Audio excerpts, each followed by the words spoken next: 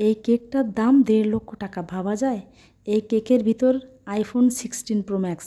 প্রথমবারের মতো আমি এ ধরনের কেক করতে যাচ্ছি। কেকটি যে ভাইয়া নিয়েছিল সেই ভাইয়া তার ওয়াইফের জন্মদিনে সারপ্রাইজ গিফট হিসেবে কেকের ভিতর আইফোন দিয়েছিল। এ ধরনের সারপ্রাইজ গিফট কোনো হাজব্যান্ড তার ওয়াইফকে দেয়, এটা খুব কমই দেখা যায়। তো যে আপু এই গিফটটা পেয়েছেন, আপু আপনি কিন্তু খুব ভাগ্যবতী। যাই হোক, কেকটা অর্ডার আসার পর আমার বেশ ভালো লেগেছিল, কারণ যারা বেকিংয়ের কাজ করে তাদের এ ধরনের নতুনত্ব কাজের প্রতি একটা আগ্রহ থাকেই। তো অর্ডার কনফার্ম করার পর আমি চিন্তায় পড়ে গেলাম, এটা আমি মিরপুর 6 থেকে পূর্বাচল পাগলা বাবুসির রেস্টুরেন্ট এত দূরে কিভাবে কাকে দিয়ে ডেলিভারি করাবো। যেহেতু কেকের ভিতর আইফোন রয়েছে, সে তো অবশ্যই কোনো বিশ্বস্ত বা কাছের মানুষ দিয়ে ডেলিভারি করাতে হবে। আমি ভাইয়াকে বলেছিলাম, ভাইয়া আপনাকে কেকটি আমার বাসা থেকে নিতে হবে। তো ভাইয়া বলল, আমি তো নিতে পারবো না, আপনাকে কারোর মাধ্যমে কেকটি পাঠিয়ে দিতে হবে। তো আমি ভীষণ চিন্তায় পড়ে গেলাম, কারণ অনেক বেকারস আপুদের কাছে শুনেছি ডেলিভারি ম্যান কেক নিয়ে উধাও হয়ে যায়। তো লাস্টে ভাইয়ের সাথে অনেক বাকবিতণ্ড করে কেকটার অর্ডার কিন্তু আমি ক্যান্সেল করলাম। আর আমার বাসা থেকে আমার হাজব্যান্ড বারবার নিষেধ করছিল যে এ ধরনের অর্ডার না নেওয়ার জন্য। তো 3-4 ঘন্টা ভাইয়াটা একদমই চুপ ছিল। তো আমি ভেবেছি হয়তো অর্ডারটা ক্যান্সেল হয়ে গেছে। কিন্তু সন্ধ্যায় ভাইয়াটি আবারও আমাকে রিকোয়েস্ট করলো আর বলল যে, আপু আপনি আপনার ডেলিভারি ম্যান দিয়ে কেকটি পাঠিয়ে দেন, কারণ আপনার ডেলিভারি ম্যান আগে কোনো সমস্যা হয়েছে কেক ডেলিভারি করতে। তা আমি বললাম যে, না ভাইয়া, এর আগে আমি অনেকগুলো কেকই ডেলিভারি করিয়েছি, কোনো সমস্যা হয়নি। তো ভাইয়া বলল যে তাহলে ডেলিভারি ম্যানের মাধ্যমে পাঠিয়ে দেন। তারপরও আমি কিন্তু চিন্তা দূর হলো না, কারণ ডেলিভারি ম্যান কী করে না করে। তো তারপর আমি ভাবলাম যে একটা রিস্ক নিয়েই নিই।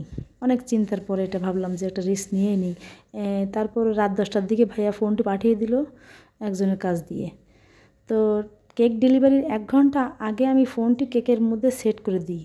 তারপর আর কেকটি কিন্তু ফ্রিজারে রাখা হয়নি। তো যখন কেকটি আমি ডেলিভারি ম্যানকে দিই, তখন আমার আবার প্রচণ্ড ভয় লাগছিল। ডেলিভারি ম্যান তো কিছুই জানে না। তাকে আমি বলেছিলাম কেকটি পৌঁছে দিয়ে আমাকে একটা SMS দিবেন। 1.5 ঘন্টার মতো সময় লেগেছিল কেকটি পৌঁছাতে। তো ওই 1.5 ঘন্টা আমি অন্য কোনো কাজে মনোযোগ দিতেই পারিনি, টেনশানে। ডেলিভারি ম্যান আমাকে SMS করার পর মাথার উপর থেকে অনেক বড় একটা চাপ দূর হলো মনে হলো। তো আমার মনে হয়েছে আমার মতো এত বড় রিস্ক না নেওয়াই ভালো। যাই হোক, কেকের ভিডিও ও ছবি দেওয়ার আগেই কিন্তু ভাইয়া আমার পেজে অনেক সুন্দর একটা রিভিউ দিয়ে দিয়েছে। তো ইদানিং আমি ভিডিও করি, কিন্তু এডিট করে ভয়েস দিয়ে ভিডিও পোস্ট করা হয় না। তো ভাইয়ার বারবার আমাকে রিকোয়েস্ট করেছে, আপু এই কেকটার কিন্তু ভিডিও করবেন এবং এই ভিডিও পোস্ট করবেন। তো ভাইয়ার রিকোয়েস্টের কারণে এই কেকের ভিডিও দ্রুতই এডিট করে পোস্ট করে দিলাম। কষ্ট করে ভিডিওটি দেখার জন্য অনেক অনেক ধন্যবাদ সবাইকে। তিরামিসুর জন্য ক্রিম বানাতে এখানে ডিমের কুসুম ফুটন্ত গরম পানির উপরে এভাবে বিট করতে হবে। এভাবে নাড়তে নাড়তে কুসুমটা একদমই ঘন হয়ে আসবে, একটুও থামা যাবে না। এভাবে ডিমের কুসুমটা প্রায় হাফ বয়েল হয়ে যায়। তারপর এই ম্যাসকারপোনে চিজ এর সাথে মিশাতে হবে।